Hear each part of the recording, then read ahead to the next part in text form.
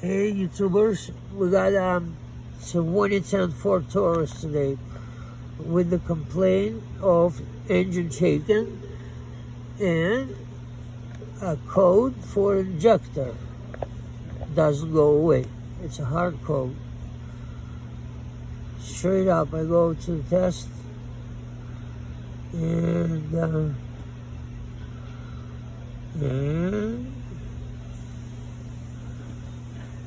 yep. And we got injector number 3 full, circuit full. Okay, so we'll go to injector number 3, and the number 3 is the last one on the side closer to the firewall. This is V6, so this side is bank 2, right?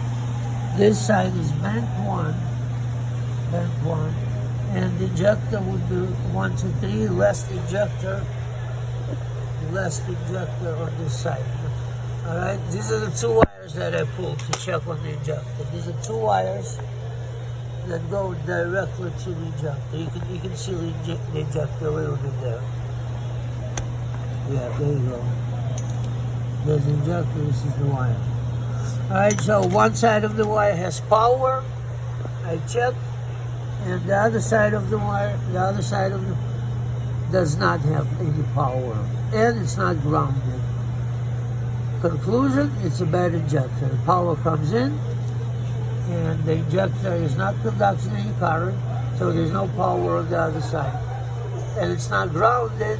That's important to know, because when you see no power on the other side, it could have been grounded by a computer or a short, but no, there's no ground.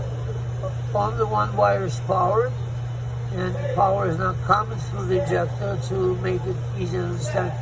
That's a bad injector. That's a bad injector, number 3.